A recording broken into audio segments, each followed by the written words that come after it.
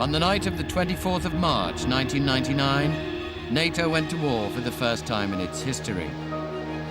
A Dutch fighter pilot flying escort to the bombers was one of the first into action. As soon as we crossed the border, we got the information that 3 MiGs were airborne, so we pushed into the area. He located a target and checked it was an enemy aircraft. And we were cleared to engage. So after about 5 minutes, I fired 1 shot. The missile went into the air, a bright flash, and I looked back over my left shoulder. I saw debris flying from a burning aircraft. NATO's war against a small, poor country had begun. The leaders of the alliance had taken an enormous gamble. It was unclear as to exactly how Milosevic might react. And I felt, as I always do, if our armed forces are engaged in any form of action, you feel a very great sense of responsibility and a great sense of apprehension. But in military terms, the most powerful force on Earth fumbled the start. Advice from the top brass had been ignored. We started out in a way we would not have chosen to start out as professional soldiers, as professional airmen. Again, wanting to go for the head of the snake on the first night, not being able to do that. So what should have been a walkover wasn't. It was a nightmare to end the 20th century. R-I-P-E-L.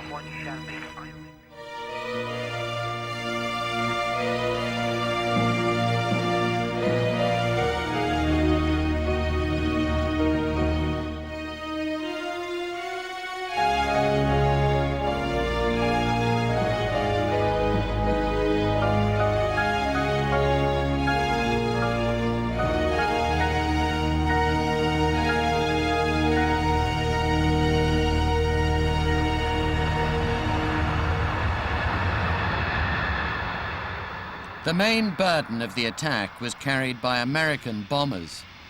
I was looking outside because it was quiet, and to me that meant danger, danger. That's when I first started seeing enemy AAA coming up. The hair started rising on the back of your neck. You could kind of feel this is getting serious now.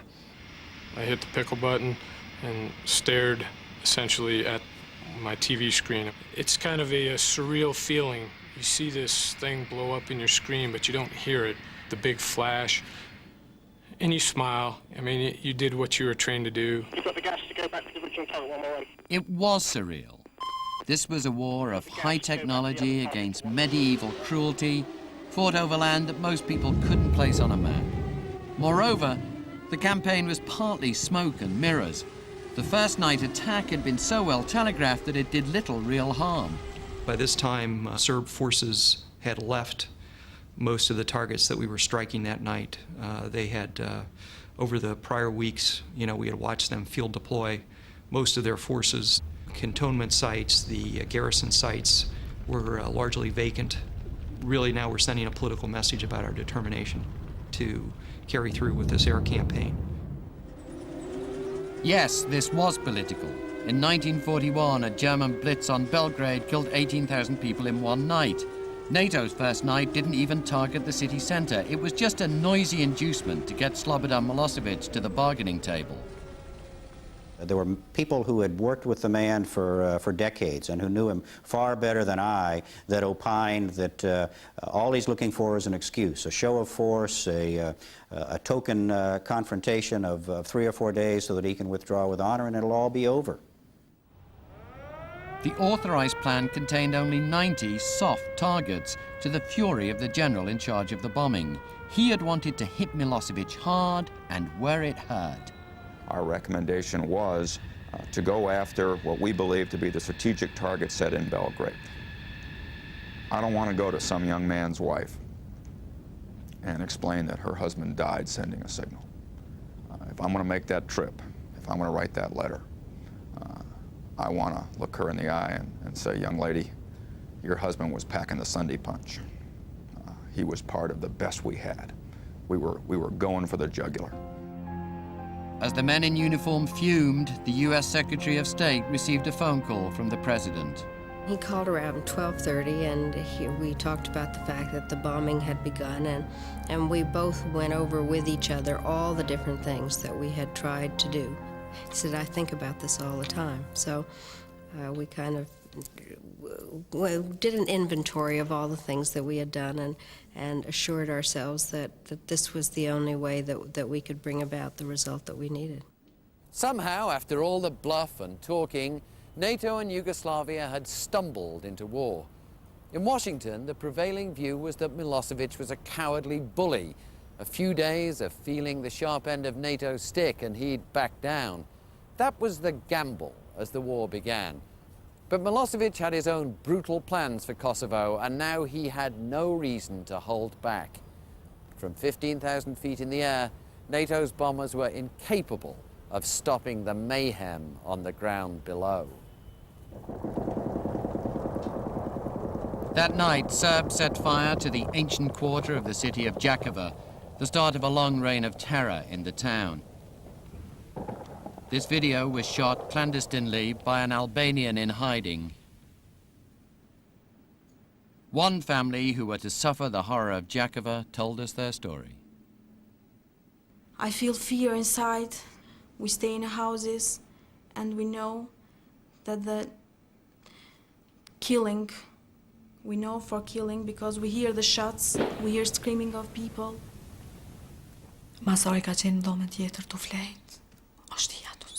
Masa, my husband, was in the other room, sleeping. He was brought down into the room. He was sitting at the table like this. And they immediately started hitting him with rifle butts and a gas canister.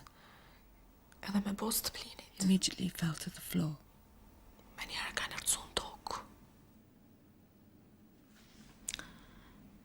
They start beating my father, telling him, you want NATO, here is NATO, I'm the NATO for you. And they beat him for death. We can only hear him, that noise before death. I can't forget that smell, the smell of drugs, drinks, blood. I still can't forget. Before they left, the Serbs set fire to the family home, with the dying father still in it. The flames from the house were lighting my way. I found him where I'd left him, barely alive. His brains were leaking out. He was still breathing.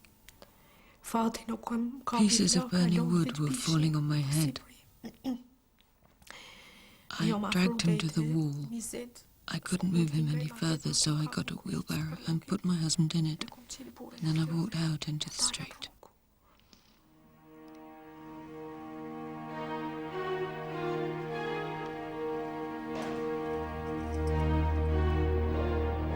The terror of Jakova would go on for weeks. Serb soldiers and police units returned time and again to kill hundreds of local Albanians.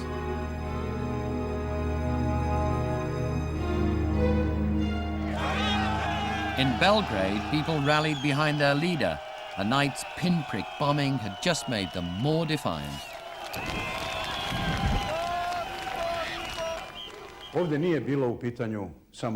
Whatever Serbs may have thought about Milosevic's Kosovo policy in the past was now irrelevant.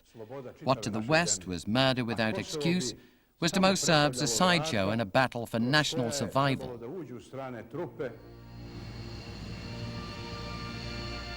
The RAF's small contingent of Harriers hadn't hit any targets the first night. But on the second night, the pilots with their laser-guided bombs or LGBs could enjoy a lethal video game. Squadron leader Chris Huckstep was the first of them to connect. As you're running in, I remember it was a starlit night. You could see the snow on the mountains. It was beautifully clear. Halfway to our target, bombs began going off in other packages' targets. Huckstep dropped his bombs and climbed away. And when it was getting near, I put the aircraft over to look down into the target area. It was pretty black down there. And then exactly what I expected it. There was this huge explosion, a tremendous great flash of flame and red explosion, and it was an ammunition storage dump that we were hitting. Inside. When the films were played on the evening news, they looked great. But the politicians had been so sure that Milosevic would sue for peace that after 3 days, the pilots had hit all the approved targets. We kept flying. Day 3 came along. The flying was going fine. We still had target sets, but we really didn't have a good plan for night 4, night 5. And as the beginning of day 3 happened, we started asking, okay, what are we going to do now? We've hit just about everything we're targeted against. I do remember on the 3rd night canceling the 2nd wave of 117s because we were out of targets. Of the 91 that we had been given, we had struck that target set. There was a reason for that. Wesley Clark, NATO's supreme commander, knew that European public opinion just wouldn't stand for Short's plan to hammer Belgrade. In Europe, there's a terrible aftermath of World War II, quite understandably. And nations and individuals have memories of the terror of bombing and what it does to civilian populations. And I think European leaders were acutely aware of the sensitivity of their publics, their electorate, their leadership to the dangers of unrestricted aerial warfare. We had to convince them of the validity of the targets, the accuracy of the delivery systems, the skill and courage of the airmen, their ability to deliver weapons with pinpoint accuracy. We fought this conflict incrementally for all sorts of reasons, and we all understand that, holding the alliance together. Certainly the belief that many of our leaders had going into this conflict, that Milosevic only needed, quote, a couple of nights of bombing, unquote, and then he would accept NATO terms. I am not personally convinced that all of our leaders had come to grips with the possibility of a prolonged air campaign, that they generally thought that all NATO had to do was, again, and I'm quoting, demonstrate resolve. While the airmen pressed the case for new targets, the Serb offensive on the ground gathered momentum. The Serb forces had really begun their operation against the Kosovar Albanians across Kosovo. We saw these large-scale operations now going on against the civil populace with the police, and also now with army forces very involved. Most of those who took part in the ethnic cleansing have disappeared from view, but we found one man who revealed the Serbs' methods. They were quick, deadly, and honed by 8 years of practice in the Balkan Wars. There was a system that was applied throughout all the Yugoslavian wars. You would surround the village on 3 sides, and the 4th would be left for the civilians to run out of. So they had the opportunity of leaving the village.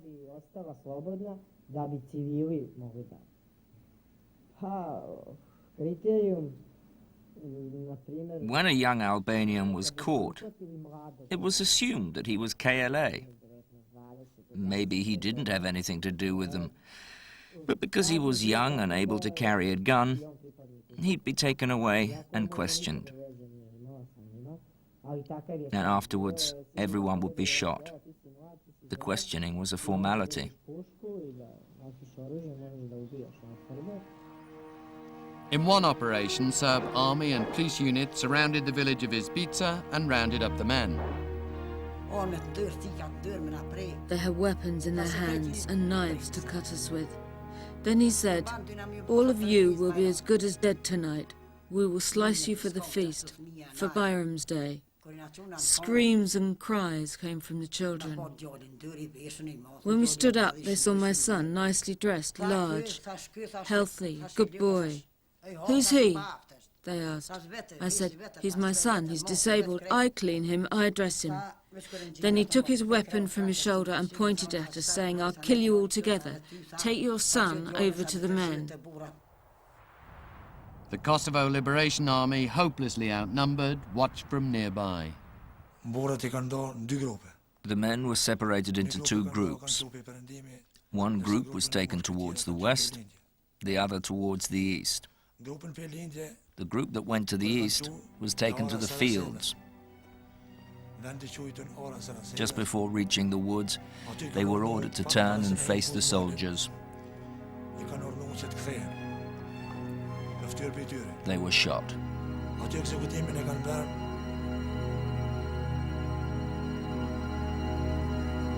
Incredibly, a handful of men survived.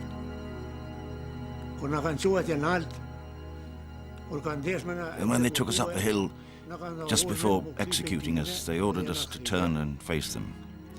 We did so, and then they executed us. I fell down and stayed down for 20 minutes.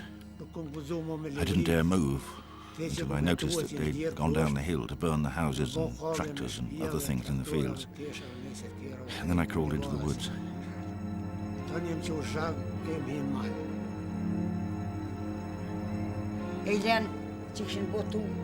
They gathered all the massacred bodies. I swore at my other son, begged him to take me to see my dead boy one last time. 143 are said to have died in the massacre. Sometime after the burial, the Serbs returned to the village, exhumed the bodies, and took them elsewhere. The graves at Izbica are empty.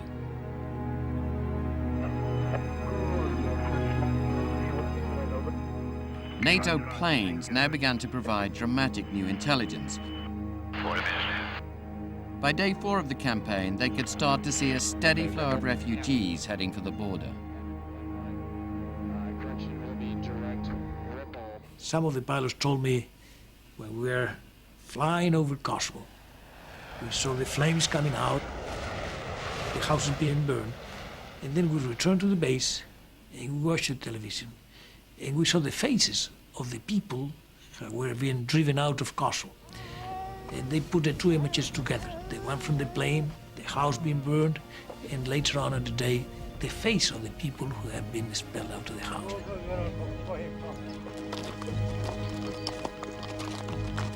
Within a few days of the start of the bombing, well over 500,000 Kosovars were fleeing to neighboring countries.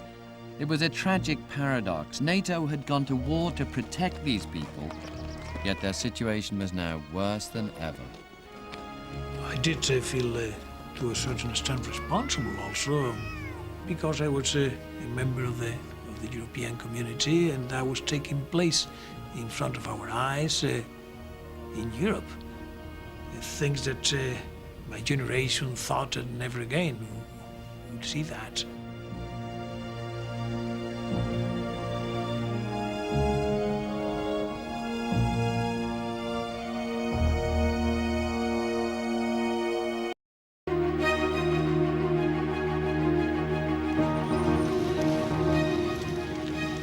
The war was 4 days old.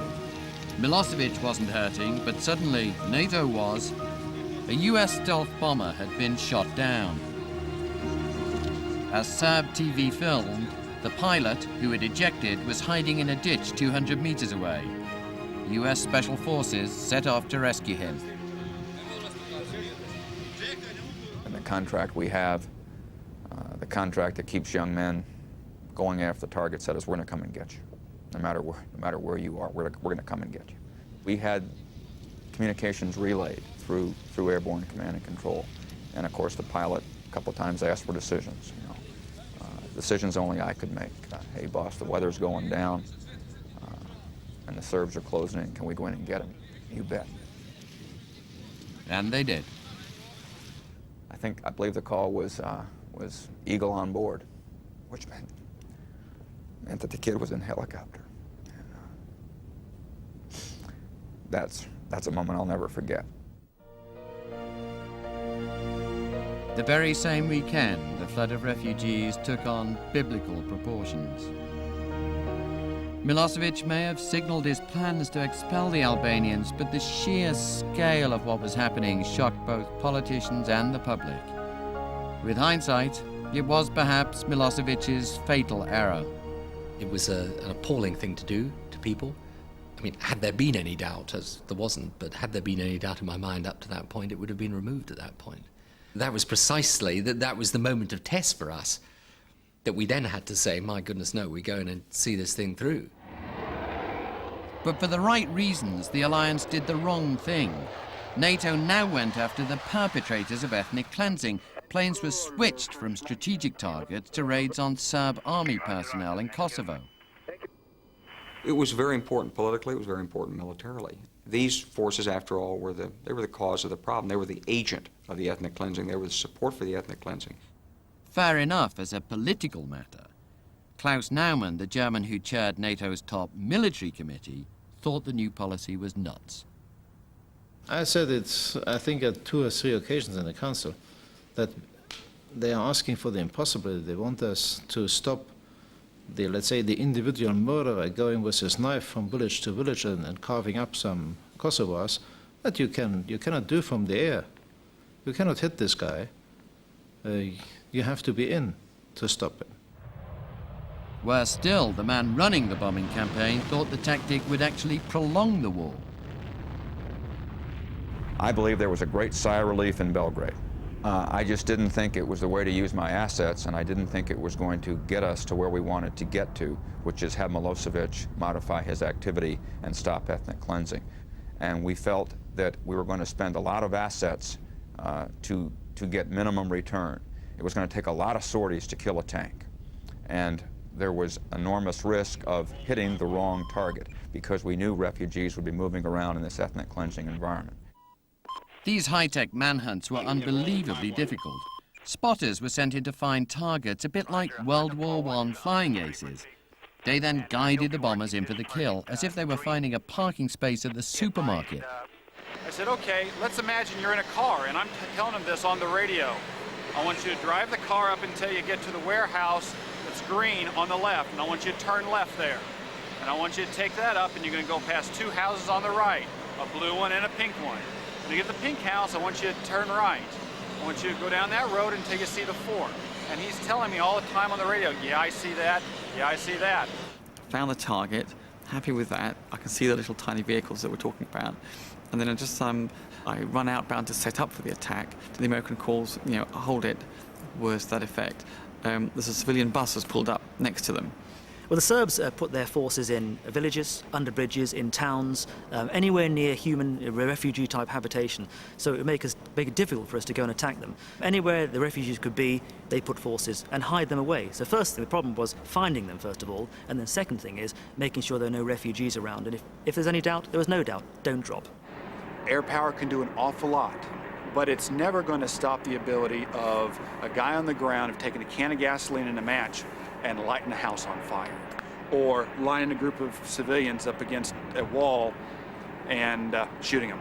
Our thought process was, just to simplify it, if I have 10 sorties to spend, I will impact Milosevic more if I send those 10 sorties to Belgrade than if I send those same 10 sorties into Kosovo, perhaps find a tank, perhaps not, but the impact on ethnic cleansing, 0. The Serbs had a simpler way of taking soldiers out. 1 week in, 3 young American soldiers on the Macedonian border came under fire. They radioed for help, but by the time support got to the scene, they were missing.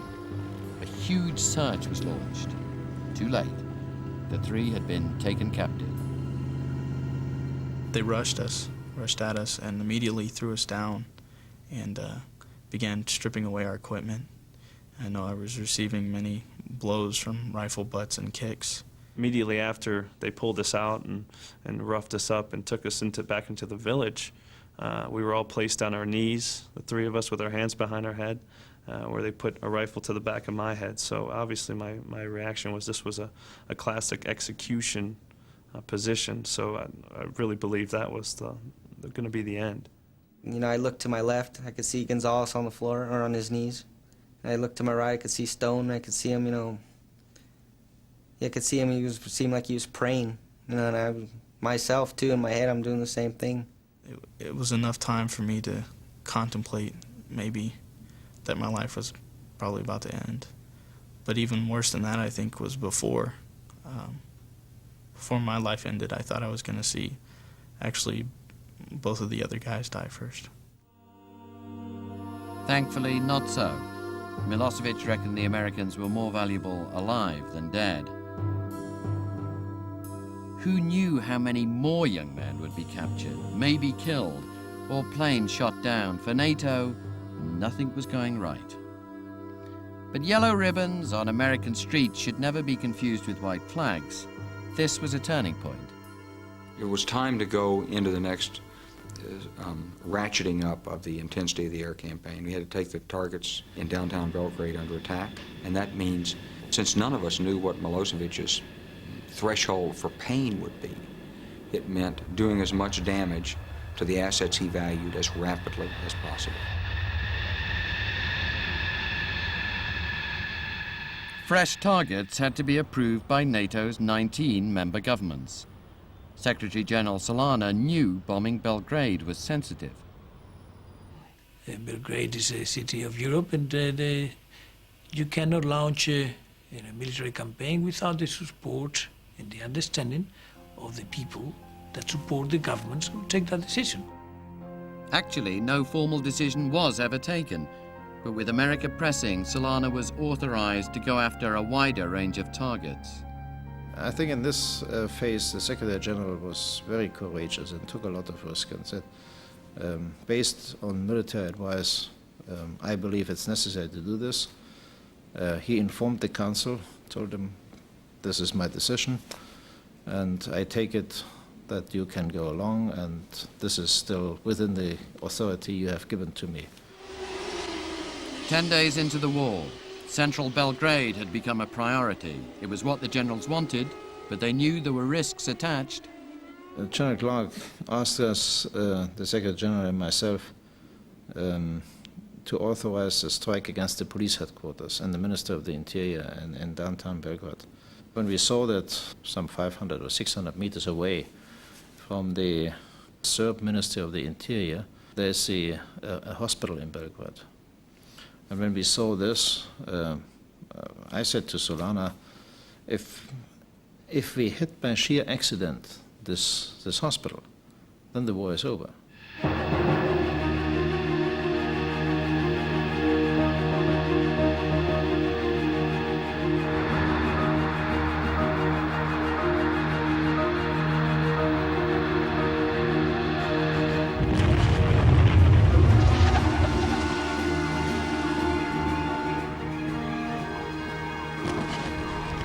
At last, the high-tech wizardry and hardware on which NATO's strategy was based paid off. The bombs hit their targets with devastating accuracy, as buildings all over Belgrade were smashed. Then, warriors within the alliance started to lose their nerve. The French led those who feared that thousands of civilians might be killed. Solana was reined in, and for those in uniform, agreeing targets became a bureaucratic nightmare. To convince the capitals of contentious targets, we probably ran a 50%, I probably ran about a 50% success rate of explaining to them why this target was militarily significant, why it could be struck with a minimum risk of unintended collateral or unintended civilian casualties. There were numerous occasions where airplanes were airborne, and a senior national rep would run in to me and say, our parliament won't allow us to strike that target. Or, our authorities will not allow your airplanes, which took off from our soil, to strike that target.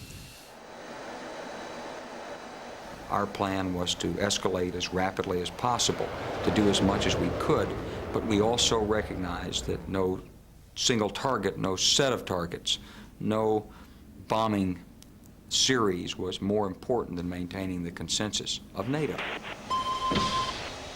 But for short, it was precisely that need to maintain a 19-nation consensus that hamstrung the whole plan. Oh, if only the tough guys from the Pentagon had been able to run the show on their own. Let me shoot very straight with you. I believe before the first bomb was dropped that the door should have been closed with all those who wished to go to war. And the United States should have said very clearly, it appears NATO wants to go to war in the air, and in the air only. If that is the case, and that is the sentiment of the nations here, we will lead you to war. We, the United States, will provide the leadership, the enabling force, the majority of the striking power, the technology required. We will take the alliance to war, and we will win this thing for you. But the price to be paid is, we call the tune. An angry General Short repeatedly considered resigning, but was persuaded out of it by his colleagues. The saving grace in this entire thing was the professionalism and the commitment and the courage of the young men and women flying the airplanes. And I felt the best contribution I could make was to keep doing my job as best I could, to continue to try to advocate what I thought was the right way to do business, to take care of the kids as best I could. But did the kids make Milosevic buckle? They did not. When did Mike Short realize we were in for the long haul? I'm going to say after the first strikes on Belgrade. And you saw Belgrade, in parts of Belgrade in flames, and Milosevic wasn't even talking to us. Milosevic wasn't talking, NATO wasn't winning, and Belgrade's people simply dared the alliance to do more.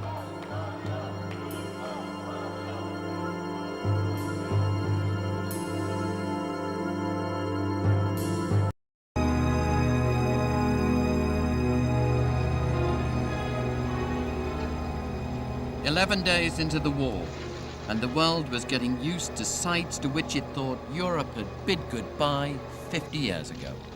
It reminded me a lot to everything we've heard about the Second World War. It was an ambience of fear, basically. And then they would just load them literally like animals, because everybody wanted to be on the first train because nobody knew whether it was going to be a second one.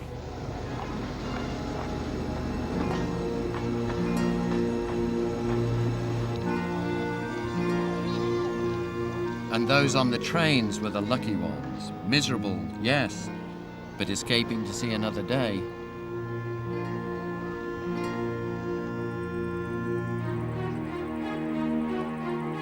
In towns like Jakova, the terror continued. Families cowered together while Serb policemen and soldiers roamed the city, burning, looting, killing.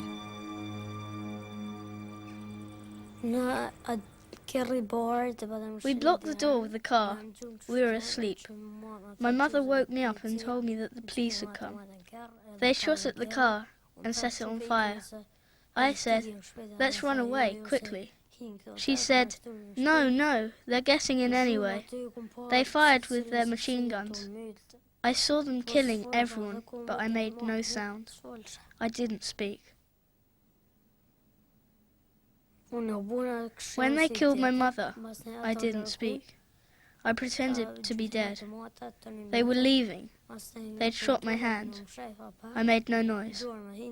Then I heard my 2-year-old sister crying. I thought to myself, shall I take her with me or not? But I couldn't because of my wounded hand. I could hardly walk. The window was open. I took a deep breath, and then I escaped.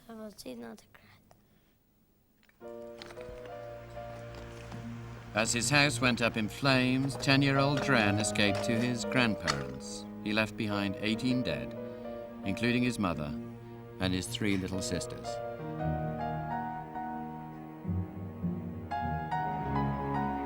Nearly the whole population of ethnic Albanians was fleeing the terror, trekking over muddy mountain tracks.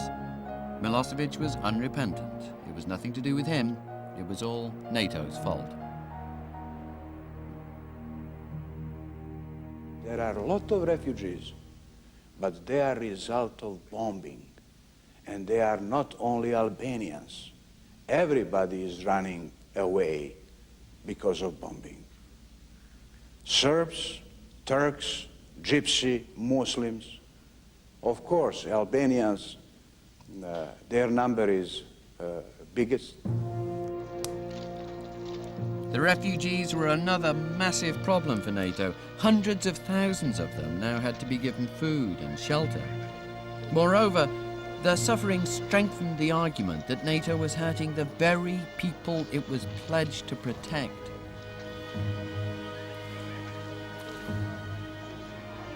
I think the ethnic cleansing and the expulsion was not triggered by NATO. it may have been accelerated by NATO, and definitely some of the atrocities which happened, I think were caused by NATO bombs, since this was simply this vendetta feeling which is prevailing in the Balkans anyway. And they saw that their compatriots were bombed, they saw that Belgrade was bombed, so they took revenge with these people who could not defend themselves.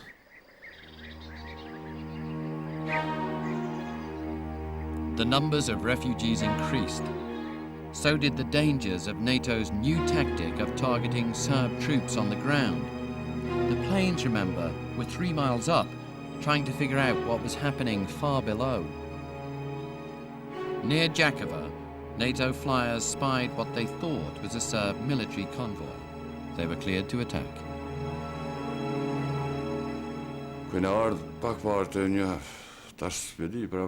When we were approximately 200 meters from the Bistrazin bridge, more or less that distance, our tractor was attacked.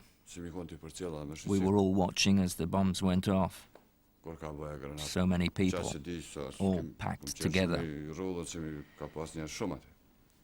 Then the noise hit me.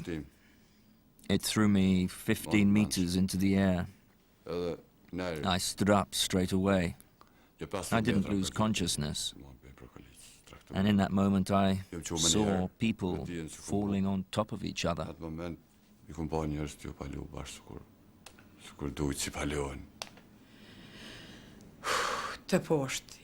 I was walking with my son when I saw my other son. He was wounded. "Oh, mother," he said. "What happened?" I asked. And then he told me. Blood was pouring. His eyes were all covered with blood. He had a hole here in his neck, and blood was pouring out of it. Then he walked 2 or 3 steps. Then he slumped. Around 70 Albanians died in the incident.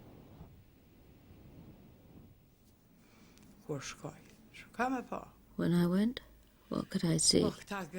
The women who'd fallen from the tractors were crushed underneath, on the asphalt, flames everywhere. My granddaughter was lying on the ground, hardly alive. She was taken to hospital, but she died the same night. My youngest daughter had her neck completely blown away. Only her body, you know. I didn't know if it was my daughter. I could only tell by her clothes. Then I turned around and searched to see my brother-in-law's family. Some had no legs. My brother-in-law the same. My husband, only clothes.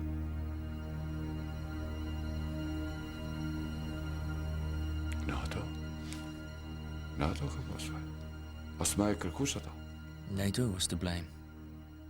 Nobody could convince me otherwise. It was the pilot who shot. He's guilty. I'm not saying all are guilty, but that one was. The one who shot.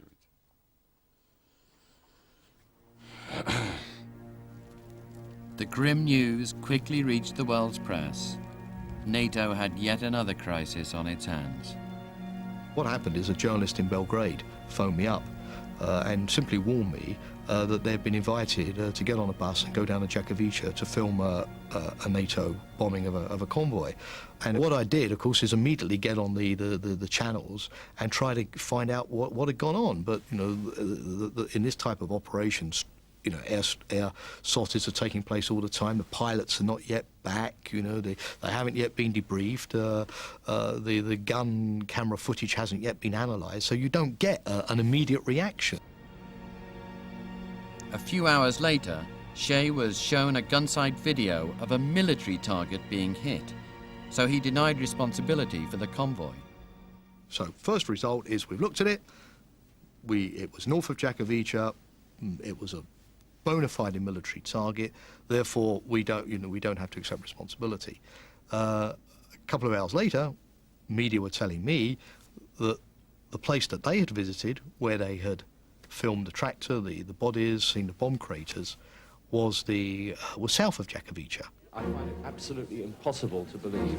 Journalists clamoured to know the facts, but Shea could only tell them he'd look into it. We've told you what we know, and we don't know anything more for the time being. So, You know, this terrible feeling of deflation and depression when the first euphoria of "it's not us" fades, and you obviously know that you're going to have to start the investigation all over again.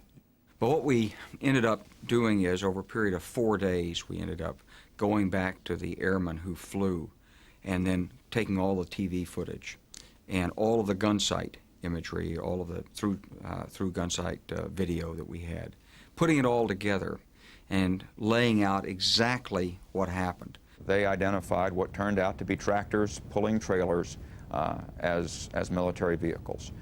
They saw these vehicles moving from house to house, setting houses on fire, and they struck what they thought were trucks.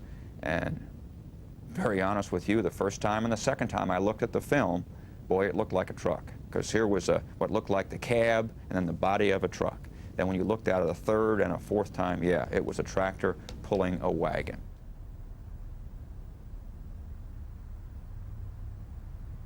We then had a difficult internal debate, which was, should we own up and present the facts, or should we basically ride out the storm and move on? I argued that we should establish the facts. It appears possible the vehicles are tractors, are tractor-type vehicles. As I reviewed the tapes with the pilots, they agreed.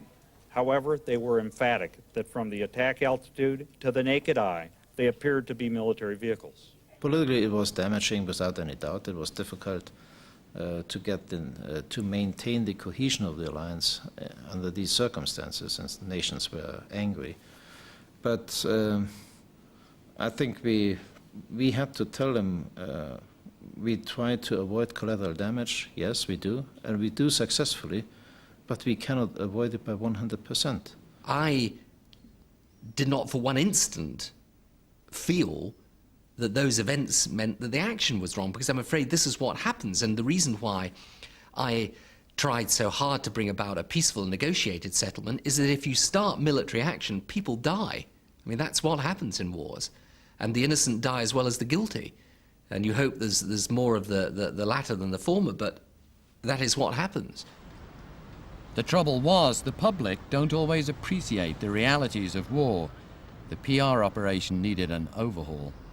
I was in the office very late one night. The phone went, and it was an old NATO colleague of mine who had gone to the National Security Council in Washington, and he said, "Jamie, I need to tip you off. I've just listened in on a phone call between President Clinton and Prime Minister Blair, and you know, they think that the information policy has got to be toughened up. It's got to be improved, and they're going to send you reinforcements, that you need help, and your life is about to change." The risk was that Milosevic was winning the public relations war, if nothing else. Blair detached Alistair Campbell, his own press secretary, to help revamp the NATO news machine in Brussels. Prime Minister, thank you so much for coming.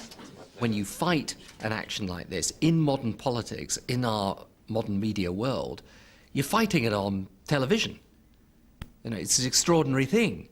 But if you'd look back at any military action in history, the idea that you didn't have things happen that shouldn't have meant to have happened, or, you know, errors of this sort or mistakes of that sort, I think what is a small miracle is that there were so few of them.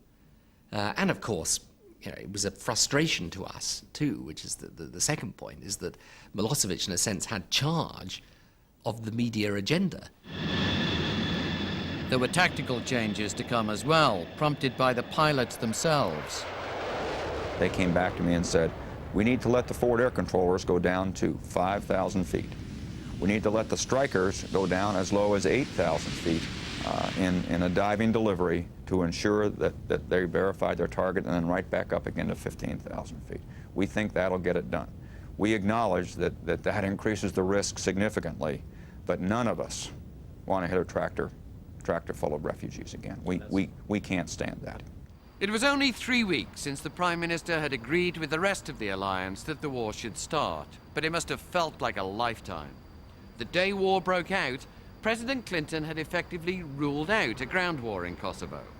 But now, after 3 weeks of self-inflicted wounds, it was time to think the unthinkable. Without troops on the ground, it seemed, Milosevic might actually win. NATO's 50th anniversary was just a week away.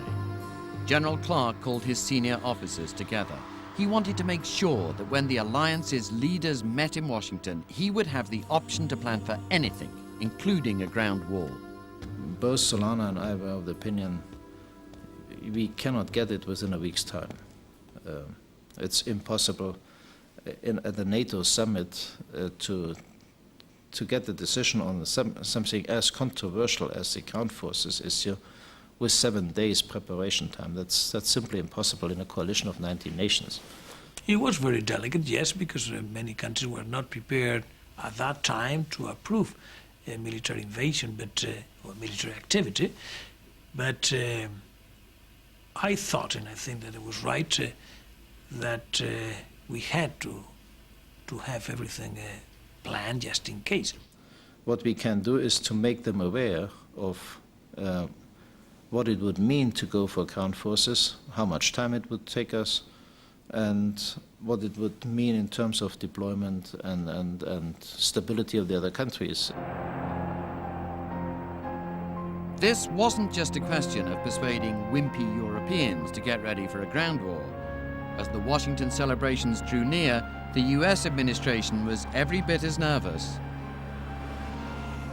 Given the fact that we had a lack of enthusiasm for even a peacekeeping mission in Kosovo, then it became very clear to me that it was going to be a very hard sell, if not impossible, to persuade the American people that we were going to put up 150,000 or 200,000 American troops to go in on the ground.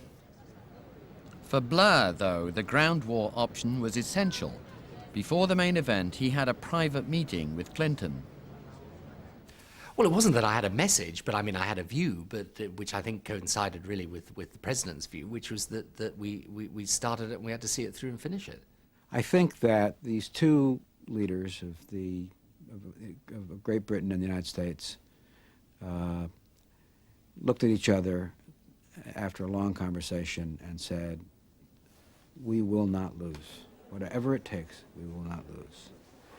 And that was taken into the meetings at NATO, and in the NATO meetings the next 2 days. For the generals, though, there was a key point. Time was of the essence. If there was any chance of a ground war, they had to start planning for it now. We told them how much time it would take us to deploy the forces, how many forces we may need, how many countries we need to involve in terms of supporting us by giving us access, basing rights and all this stuff. Immediately, the German government raised an objection. Committing ground troops in Kosovo was completely out of the question. Germany would not have taken part in a ground war. This was no option. We would have had no support whatsoever in the German parliament. And when I talk about the German parliament, I mean from the extreme left in the parliament to the parties on the middle and on the right. The only time I would have been really agitated is if, although this didn't happen, people had said, let's remove that option from the table, because I thought that would have sent all the wrong signals to Milosevic. He had to know that we were prepared to do whatever it took to win, and we had to be prepared. So the summit dodged the issue. NATO didn't agree to a ground war, but didn't decide not to have one. That classic phrase, "all options are open," was enough for Clark to keep planning. Meanwhile, the air campaign would be bigger. And with luck, better.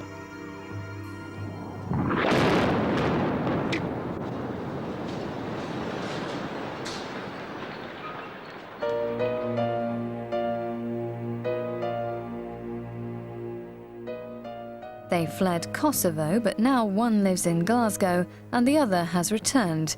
Girlfriends from Pristina discuss Britain's role in their destiny, tonight at 5 to midnight on 4.